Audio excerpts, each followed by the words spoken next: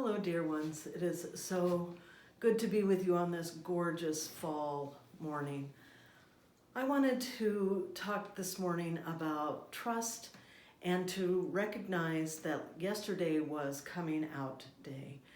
And researchers around the area of trust say that one of the most important ingredients to having a trusting relationship in the world is to learn to trust oneself.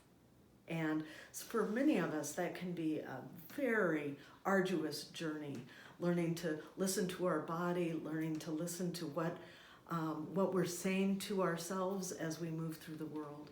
And I think about my dear friend in high school, John Campbell. John was in my brother's class. The youngest of my older brothers, also a John, was 2 years ahead of me. And I was friends with a couple of his friends. And John Campbell was the class clown, and he lived down the block from us. And he was friends, I would say, equally with me and my brother. And he was at our house a lot, and our whole family enjoyed John. He was always welcome at our dinner table, and he had a lot of meals with us. He obviously felt really comfortable with our family, and he really loved my mother, and they had wonderful conversations. And we all felt comfortable with John, and I was going through a particularly heartbreaking moment, and as only somebody in high school can go through. And John and I were spending a lot of time together, and I always had such a good time with him. And I turned to him and said, we are spending a lot of time together. Maybe we should consider, taking this a step further.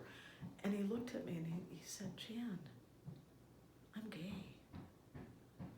And he said, the only person I've told is your brother. But I'm going to tell you because I know that my guess is that your whole family is going to be able to live with this in a way that my family clearly can't. And I said, oh, you're gay? Oh, okay. And it was no big deal to me, and we continued to be very good friends. And he went off to college and went on to a career as a set designer in Hollywood. And he was just a remarkable human being. But that he trusted my brother, and that my brother did not divulge that information to us and to me, knowing that I was as close to John as I was, says something about the integrity of my brother. And what it takes, and integrity, of course, is an essential ingredient to a trusting relationship. But I think about how much John had to trust himself and to trust us, to first acknowledge to himself that he was gay and to trust us with that information. And I think about all the GBLTQ plus gender non-binary people who walk that journey of discovery, of listening to the messages from the outside world and from inside themselves, and trusting that, yes, I am who I am. And I want to close with this story. A young man, after his first year in college, came home to his very religiously and socially conservative family and community.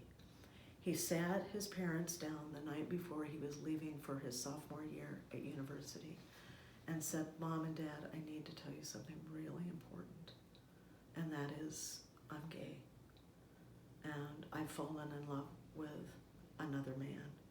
And we have a wonderful relationship.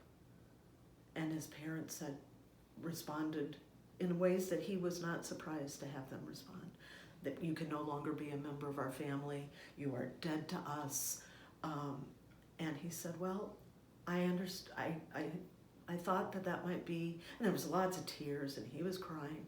And he said, but I'm not surprised by your response, but I'm not going back. I'm not going back into the closet. I'm going to claim my life as a gay man. And I was hoping I could remain in your family, and that I could be a family to you as well. But if that's where you want to draw the line, I will not go back. And he said, I'm gonna go spend the night, not with my boyfriend, he's at school, but with my best friend from high school, whose family also knows that I'm gay, who figured it out actually before I did. But that's another story. And I'm going to come back in the morning and get my stuff. And they both were sobbing. I make this sound like this was a calm moment. Everybody was crying, and there was just a lot of hurt and sense of betrayal on both sides. And he left, and he went home. I mean, he went to his friend's house, and they talked late into the night, and he hardly slept. What he didn't know is that his parents didn't sleep either. They prayed and they talked, they reached out to friends, and he had to leave very early in the morning to make the drive to his university. So he and his friend drove the darkened streets of the suburb and went towards his house.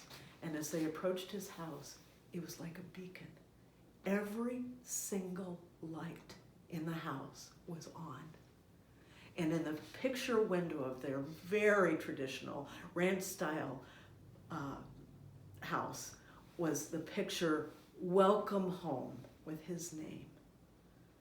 And when he came to the door, it was a big Sabbathon. Everyone cried in each other's arms, and they said, "We can't turn away from love. You will always be our son. We don't agree with this decision as if it was a decision that he could make. We don't, and we hope that this is just a phase, but you are our son, and we will love you no matter what.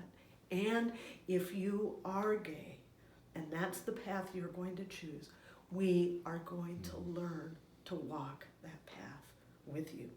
And this family is one of the predominant families that are spokespeople for PFLAG, because together they walked that journey of reestablishing trust and learning to support one another in these hard-won choices.